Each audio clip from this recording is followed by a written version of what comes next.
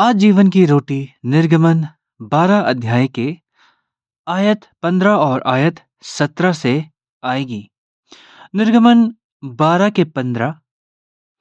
इस पवित्र पर्व पर तुम लोग अखमीरी आटे की रोटियां 7 दिनों तक खाओगे। इस पवित्र पर्व के आने पर तुम लोग पहले दिन अपने घरों से सारे खमीर को निकाल बाहर करोगे।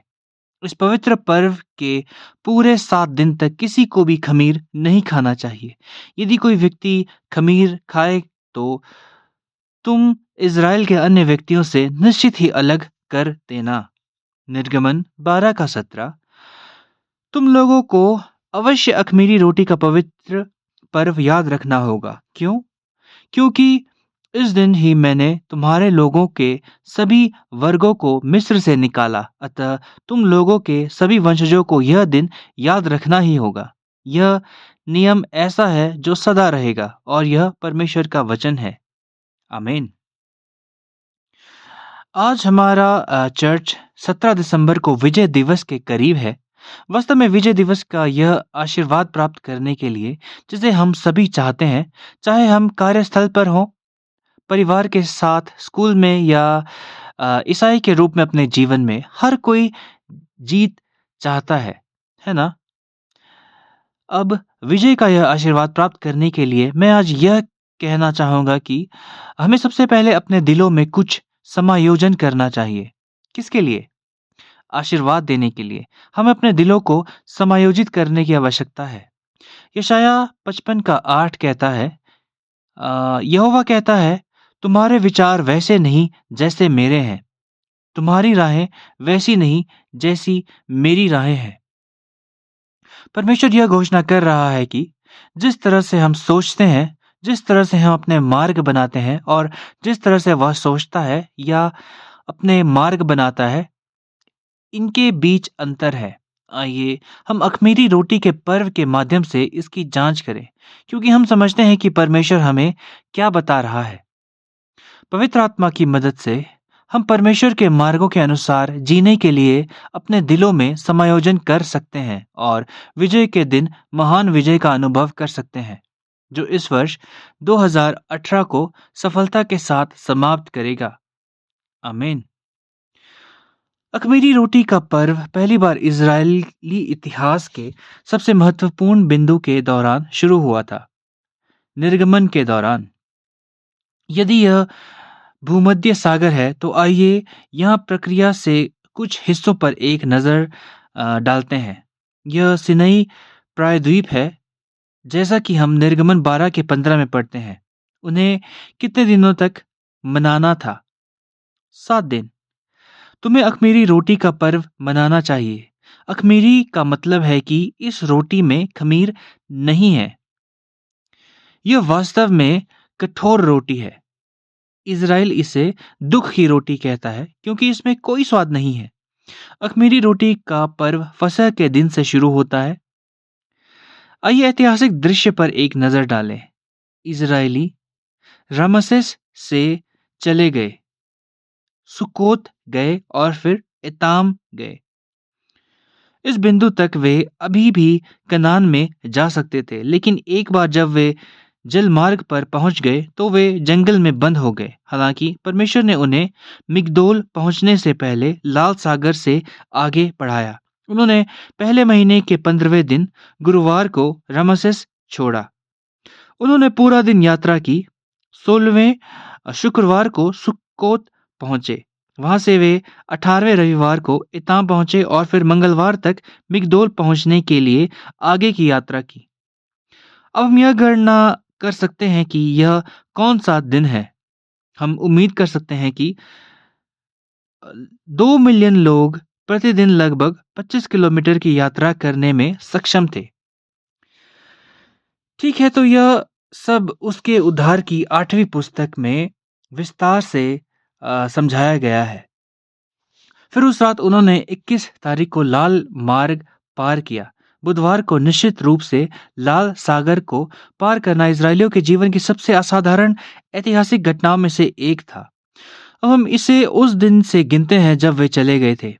मिस्र छोड़ने से ठीक पहले उन्हें 15वें गुरुवार को फसह मनाना था। फसह 7 दिवसीय पर्व का पहला दिन है जिसे अख़मीरी रोटी का पर्व कहा जाता है।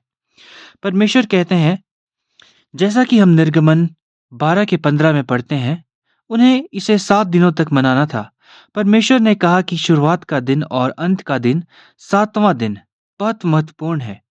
यह आपके लिए एक पवित्र दिन होगा। यह कितना आश्चर्यजनक है! कैसे परमेश्वर हमारे जीवन को हर कदम पर अपने पर्व से पूरी तरह से मेल खाने के लिए प्रेरित करते हैं।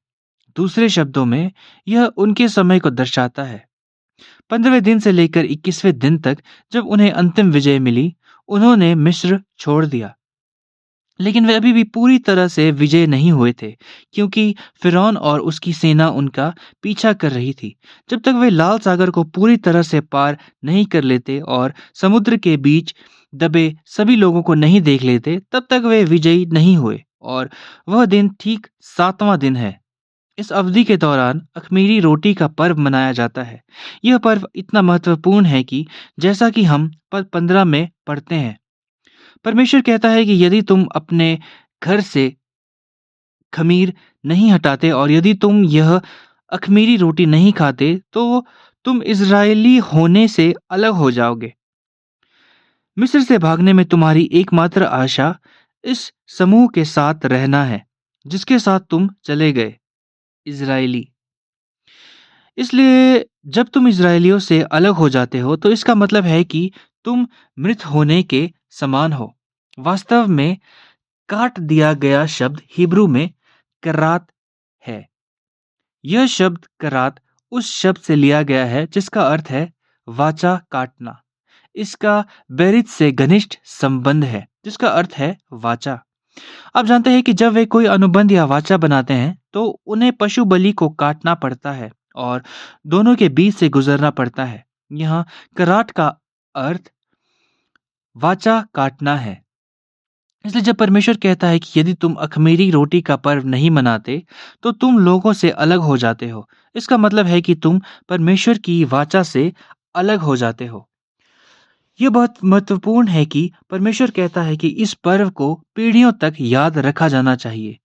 अब अब तक हम जानते हैं कि जब परमेश्वर पीढ़ियों तक कहता है, तो इसका मतलब केवल पहली, दूसरी और तीसरी पीढ़ी के लिए ही नहीं, बल्कि लगातार होता है।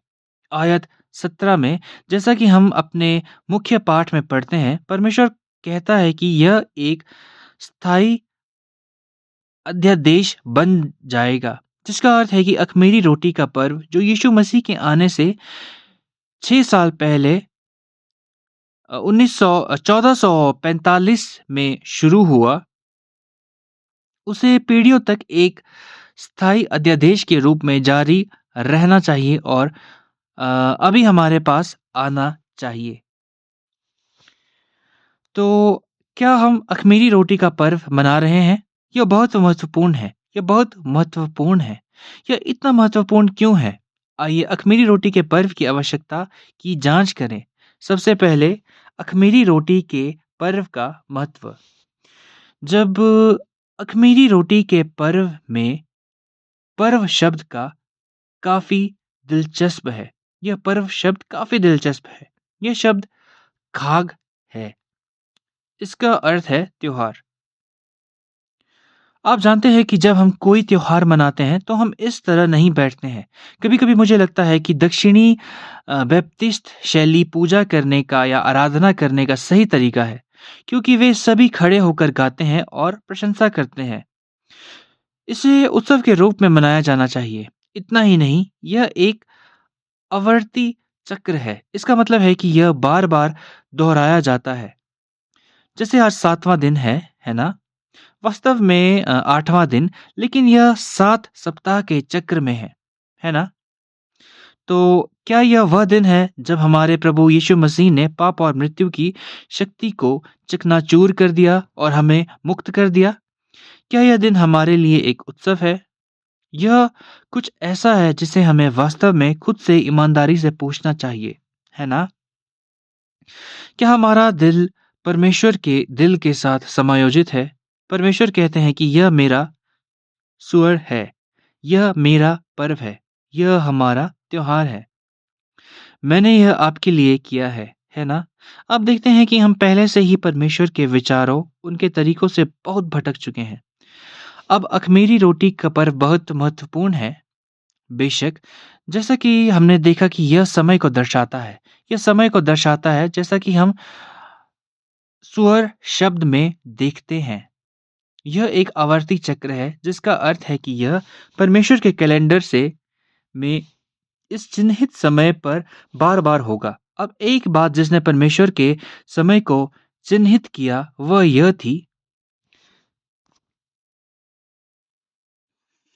अब एक बात जिसने परमेश्वर के समय को चिन्हित किया वह यह थी। ठीक 7 दिनों के बाद आश्चर्यजनक रूप से परमेश्वर ने 2 मिलियन आबादी को सही दिशाओं में कुछ स्थानों पर डेरा डालने के लिए नियंत्रित किया ताकि ठीक 21 तारीख को अख़मीरी रोटी के पर्व के 7वें दिन वे लाल सागर को विजयी रूप से पार करने में सक्षम हो सके। इसका यीशु मसीह के क्रूस पर चढ़ने से एक महत्वपूर्ण संबंध है। यह वास्तव में परमेश्वर के छुटकारे के प्रशासन में एक महत्वपूर्ण समय को चिन्हित करता है। यीशु को सूली पर चढ़ाए जाने से पहले बाइबल इस आयत को इस तरह से कहती है, मानो परमेश्वर अपने फसह के समय की गिनती कर रहा हो। आइए बाइबल में कुछ उदाहरणों की ओर मुड़ें। यदि आप लूका 22 का 1 से 4 को देखें तो यह कहता है, और फसह नाम का बिना खमीर की रोटी का पर्व आने को था। उधर प्रमुख याजक तथा यहूदी धर्मशास्त्री क्योंकि लोगों से डरते थे इसलिए किसी ऐसे रास्ते की ताक में थे जिसे वे यीशु को मार डालें।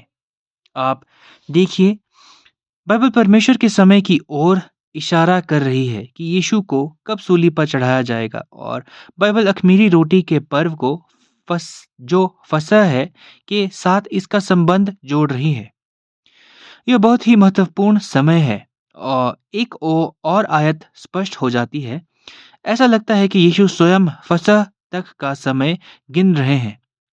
आइए मत्ती 26 का 1 से 2 पर नजर डालें। इसमें लिखा है, इन सब बातों के कह चुकने के बाद यीशु अपने शिष्यों से बोला, तुम लोग जानते हो कि 2 दिन बाद फसह पर्व है और मनुष्य का पुत्र शत्रुओं के हाथों क्रूस पर चढ़ाए जाने के लिए पकड़वाया जाने वाला है। अब देखिए, फसह या अख़मीरी रोटी का पर्व और यीशु मसीह का क्रूस पर चढ़ना एक दूसरे से बहुत ही करीब से जुड़ा है। और इसके बारे में कौन जानता था? यीशु उसके बारे में जानते थे, इसलिए वे खुद को यह उल्टी गिनती दे रहे थे। तो यह अख़मीरी रोटी के पर्व का महत्व है कि यह परमेश्वर के समय को दर्शाता है। तो खमीर क्या है? हमारा सवाल है। ठीक है, हम जानते हैं कि यह महत्वपूर्ण है और यह समय को दर्शाता है। अब हम निश्चित रूप से जानते हैं कि इन 7 दिनों के दौरान हमें क्या करना चाहिए। घर में मौजूद सभी खमीर को हटा दें, है ना? फिर हमें पहचानना चाहिए कि खमीर क्या है? क्या इसका मतलब यह है कि मैं अब बेकरी में जाकर पेस्ट्री नहीं खा सकता? नहीं, परमेश्वर का यह मतलब नहीं है, है ना? सच्चा खमीर क्या है? यह फरीसियों और सदूकियों की शिक्षा है, लेकिन केवल सभी फरीसियों और सदूकियों की शिक्षा नहीं, बल्कि वह शिक्षा जो यीशु के मार्ग को अवरुद्ध करती है। कोई भी सिद्धांत, कोई भी शिक्षा जो यीशु के पास जाने के मार्ग को अवरुद्ध करती है, यीशु कहते हैं वह खमीर है। आइए मत्ती 16 के 12 में देखें, जहाँ यीशु कहते हैं, तब वे समझ गए कि रोटी के खमीर से नहीं बल्कि उसका मतलब फरीसियों और सदूकियों की शिक्षाओं से बचे रहने से है। तो फरीसी और सदूकी लोगों को आ, बाइबल पढ़ते थे, लेकिन यीशु कहते हैं तुम बाइबल तो पढ़ते हो, तुम इस स्वर्गीय क्षेत्र के बारे में पढ़ते हो क्योंकि तुम अनंत जीवन प्राप्त करना चाहते हो, लेकिन तुम मेरे पास नहीं आते। आराधना का सबसे महत्वपूर्ण हिस्सा, अध्ययन का सबसे महत्वपूर्ण हिस्सा यीशु मसीह होना चाहिए। यदि आपके पास अपनी मंजिल स्पष्ट नहीं है, तो आप अपने रास्ते से भटकने के लिए बाध्य हैं, है ना? मंजिल बहुत स्पष्ट होनी चाहिए। हम आज यहाँ क्यों हैं? यीशु मसीह के पास आने के लिए। आइए यूहन्ना 5 का 39 से 40 पर जाएं। तुम पवित्र शास्त्र में खोज करते हो क्योंकि लगता है कि उसमें अनंत जीवन मिलेगा और उसी के बारे में गवाही देते हैं। फिर भी तुम मेरे पास आने को तैयार नहीं हो ताकि जीवन मिल सके। तो आइए हम अपने आसपास देखें। खमीर क्या है? हमारे आसपास जानकारी और शिक्षाओं की बाढ़ है। यदि ये यीशु मसीह तक जाने के मार्ग को अवरुद्ध करता है, तो हमें पता होना चाहिए कि यह खमीर है ना? और फिर दूसरी बात, खमीर पाखंड है। पाखंड का मतलब है कि आपका अंदर और बाहर अलग-अलग है। हमारे संस्थापक पादरी रेवरेंड अब्राहम पार्क हमेशा कहते थे कि इसका सबसे महत्वपूर्ण उदाहरण है, कृपया दिखावा न करें कि आप जानते हैं, दिखावा न करें कि आप विश्वास करते हैं। आप सर्वशक्तिमान ईश्वर, सर्वज्ञ ईश्वर, सर्वव्यापी ईश्वर के सामने खड़े हैं। वह आपके दिल को जानता है और देखता है। यह दिखावा करने का क्या मतलब है कि हम जानते हैं कि दिखावा करते हैं कि हम विश्वास करते हैं। बेहतर है कि हम उसके सामने झुकें और कहें, प्रभु मैं नहीं जानता, मुझे सिखाएं। प्रभु मुझे विश्वास नहीं है, मुझे विश्वास दें, क्योंकि आप हमारे विश्वास के लोग किस पर चलते हैं। यह क्या है? यह मानवतावाद का एक रूप है। मानवतावाद क्या है? केंद्र में कौन है? जब मैं बड़ा हो रहा था, तो मुझे लगा कि मानवतावाद वास्तव में एक बहुत अच्छा शब्द है ना? मानवतावाद का मानवतावाद क्या है? केंद्र में कौन है? मनुष्य। मनुष्य ही केंद्र में है, लेकिन हमें मनुष्य केंद्रित नहीं बल्कि ईश्वर केंद्रित होना चाहिए। आप इस उदाहरण के बाद में देखेंगे, लेकिन पहले हम इस आयत को देखें जहां यीशु कहते हैं कि खमीर कपट है। लूका 12 का 1 में यीशु ने अपने शिष्यों से कहना शुरू किया और फिर जब हजारों की इतनी भीड़ आ जुटी कि लोग एक दूसरे को कुचल रहे थे, तब यीशु पहले अपने शिष्यों से कहने लगा, फरीसियों के खमीर से जो उनका कपट है बचे रहो। फरीसी क्या करते हैं? वे लंबी प्रार्थना करते हैं। वे सुंदर लंबे गाउन पहनते हैं, यह दिखाने के लिए कि वे विश्वासी हैं। वे आस्था के जीवन में नेता हैं, है ना? क्या हम भी यही नहीं करते? हम कहते हैं, ओह मैं एक विश्वासी हूँ, मैं प्रार्थना कर सकता हूँ, मैं किसी तरह उनसे बेहतर हूँ क्योंकि वे विश्वास नहीं करते और मैं विश्वास करता हूँ, है ना? यह पाखंड है। यीशु कहते हैं, अब मत्ती 15 का 7 से 9 में यीशु कहते हैं, ओ ढोंगियों, तुम्हारे बारे में यशायाह ने ठीक ही भविष्यवाणी की थी। उसने कहा था, यह लोग केवल होठों से मेरा आदर करते हैं, पर इनका मन मुझसे सदा दूर रहता है। मेरे लिए उनकी उपासना व्यर्थ है, क्योंकि उनकी शिक्षा केवल लोगों द्वारा बनाए हुए सिद्धांत हैं। खमीर यही है। इस खमीर का सबसे बड़ा उदाहरण जो बहुत संक्रामक है, आप जानते हैं, जैसे कि खमीर का एक छोटा-सा टुकड़ा पूरी रोटी को फुला सकता है ना? इसलिए यीशु कहते हैं खमीर से सावधान रहें। यीशु ने यह किसी और से नहीं बल्कि अपने शिष्यों से कहा, है ना? तुम मेरे साथ हो लेकिन खमीर से सावधान रहो। इस संक्रामक खमीर का सबसे बड़ा उदाहरण शिष्यों में से एक में पाया जाता है। कोई और नहीं बल्कि यहूदा इस्करियोती। यहूदा मानवतावाद का एक पूर्ण विकसित उदाहरण था। आइए उस दृश्य की ओर मुड़े जहां महिला अल्बस्टर तेल महंगा इत्र लाती है और इसे यीशु मसीह पर अभिषेक करने के लिए तोड़ती है। मार्ग में विभिन्न छंद है कि शिष्य क्रोधित थे, कह रहे थे, यह बर्बादी क्यों? क्योंकि यह इस उच्च मूल्य पर बेचा जा सकता था और पैसा गरीबों को दिया जा सकता था। ज़रूरतमंदों की मदद करना बहुत महत्वपूर्ण है ना? लेकिन आप देखिए, यह शिष्य नहीं थे जिन्होंने ऐसा कहना शुरू किया। यह यहूदा था, यहूदा इस्करियोती, जिसने उन्हें भड़काया था। सबसे पहले मत्ती 26 का 8 से 9 पर नजर डालते हैं। शिष्यों ने जब यह देखा तो वे क्रोधित हो गए और कहा।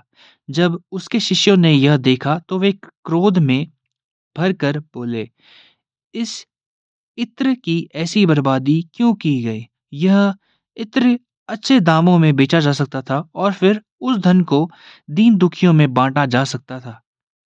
गरीबों की मदद करना बहुत जरूरी है, लेकिन इसका केंद्र यीशु होना चाहिए, लोग नहीं। अब आइए यूहन्ना 12 का 4 से 5 पर नजर डालें। यूहन्ना ने देखा कि यह यहूदा इस्करियोती था जिसने इसे भड़काया था। यहूदा इस्करियोती, जो उसके शिष्यों में से एक था, को अब याद आया कि परमेश्वर इस्करियोती का परिचय दे रहा है। उसके शिष्यों में से एक यहूदा इस्करियोती ने, जो उसे धोखा देने वाला था, इस इत्र को 300 चांदी के सिक्कों में बेचकर धन गरीबों को क्यों नहीं दे दिया गया? इसलिए यह बात तेजी से फैल गई और बाकी शिष्य क्रोधित हो गए। यीशु की प्रतिक्रिया क्या थी? गरीब हमेशा तुम्हारे साथ रहेंगे, लेकिन मैं नहीं। यीशु कह रहे हैं, पहले मेरे बारे में सोचो। यहाँ बड़ा अंतर है। यीशु ने इस महिला के बारे में क्या कहा? यह एक बड़ा अंतर है। उनके अपने शिष्य कहते हैं, यीशु, हमने इन सभी वर्षों में आपके पीछे चलने के लिए अपनी नावें, अपने परिवार छोड़ दिए। यह उनके सूली पर चढ़ने से ठीक पहले की बात है और उन्होंने कहा, ओह! मैं इसे बेचकर गरीबों की हमें इसे बेचकर गरीबों की मदद करनी चाहिए। लेकिन यीशु कहते हैं, याद रखिए कि इस महिला ने क्या किया। वह क्या कर रही थी? वह एक पागल की तरह दिख रही थी, जो रोती हुई आई और सिर पर यह महंगा तेल डाल रही थी। यीशु एक युवा व्यक्ति थे और यह महिला अंदर आई और उसके पूरे शरीर पर यह तेल डाल रही थी, रो रही थी और अपने लंबे बालों से उनके पैरों को पोंछ रही थी। यह एक पागल महिला की तरह लग रही थी, है ना? यीशु कह रहे हैं, याद रखें कि अ, उसने आने वाली पीढ़ियों के लिए क्या किया, क्योंकि यह मेरे दफन के लिए है। क्या आपको लगता है कि यह चौंकाने वाला है? मेरा मतलब है, वह मरा नहीं है, है ना?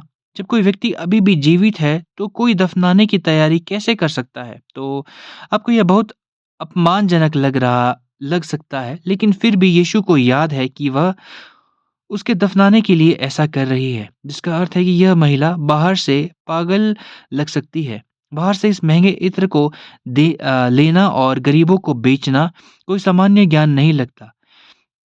यह महिला किसी तरह जानती थी कि यीशु मरने वाला है। शिष्यों को नहीं पता था। केवल वह ही जानती थी कि क्योंकि उसने यीशु को पहले स्थान पर रखा था।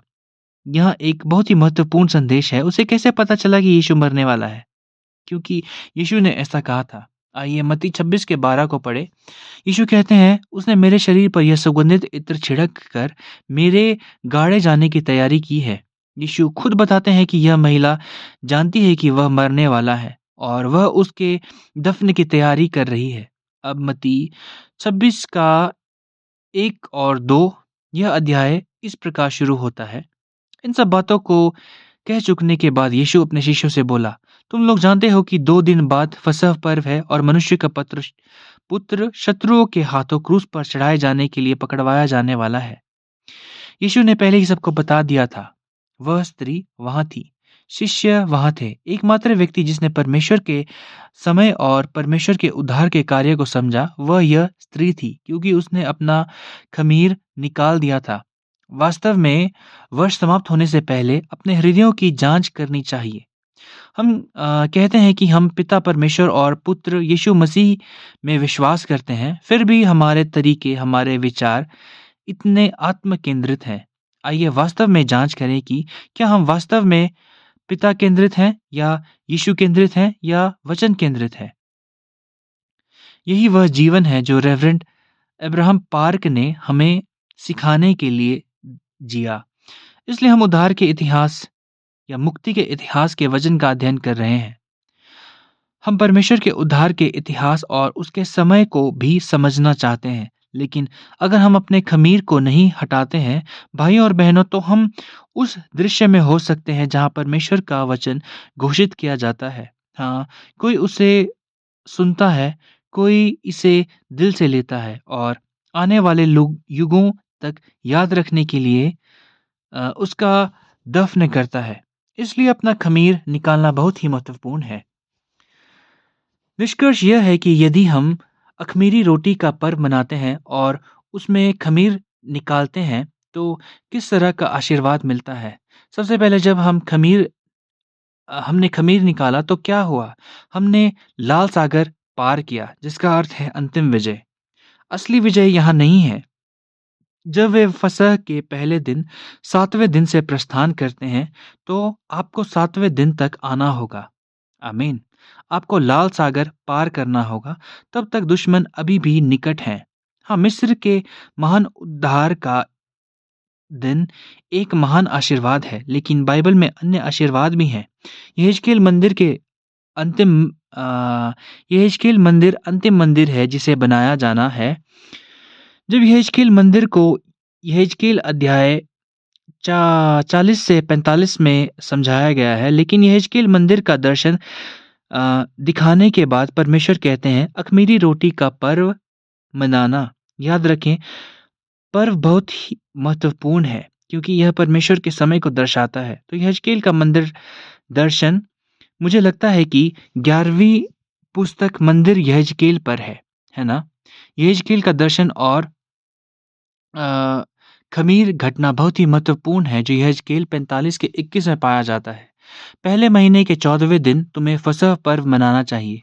अख़मीरी रोटी का यह उत्सव इस समय का आरंभ होता है। उत्सव 7 दिन तक चलता है। अब एक और अवसर है, 2 बार, लेकिन एक बार हिजकिय्याह के दिनों में उसे एक अच्छे राजा के रूप में पहचाना गया क्योंकि उन्होंने अभूतपूर्व तरीके से फसह मनाया। लेकिन फसह मनाने का नतीजा क्या होता है? आइए दूसरा इतिहास 30 का 18 पर नज़र डालें।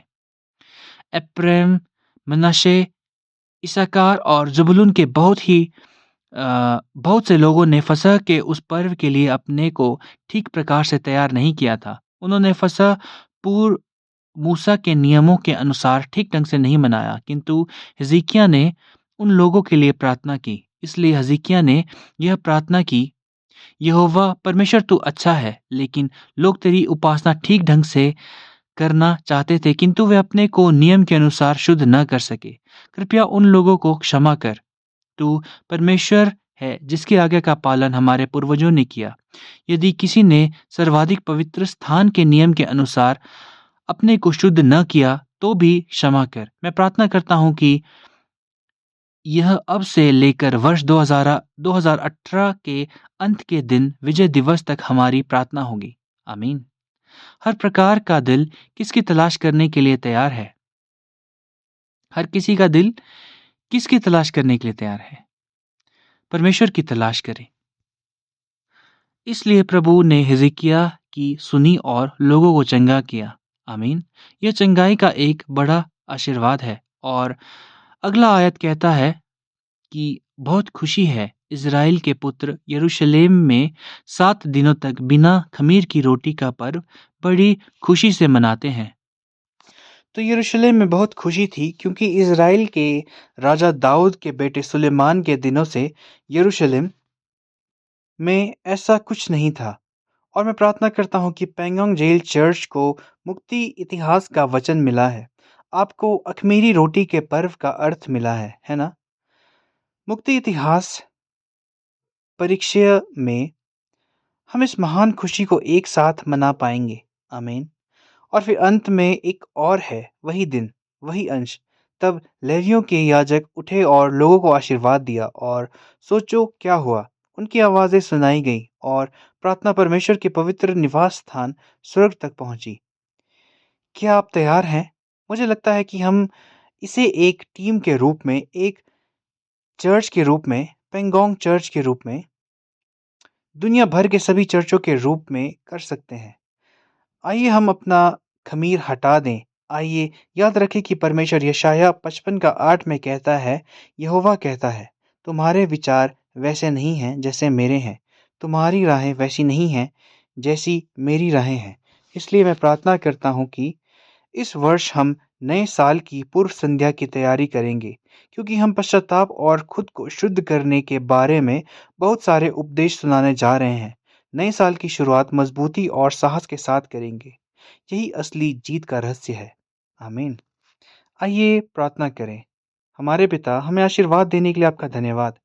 हम आपसे बहुत निराश होकर पूछते हैं कि हम इतने असहाय और शक्तिहीन हैं। हमारे दिल बस उन दिशाओं में भटक जाते हैं जहां हम नहीं जाना चाहते। हम आपसे प्रार्थना करते हैं, पिता, हमारे दिलों को थाम लें और हमारे दिलों को अपने तरीकों और अपने विचारों के अनुकूल बना लें। हमें सभी ख़मीर से छुटकारा पाने में मदद करें, ताकि जब आप अपना वचन सुनाएं तो हम आपके समय, आपके काम, आपके रहस्यों और मुक्ति के इतिहास को समझ पाएं। पिता, हम सभी को अपनी अचूक प्रेम कृपा से आशीर्वाद देने के लिए आपका धन्यवाद करते हैं। यीशु के नाम में हम प्रार्थना करते हैं। आमीन।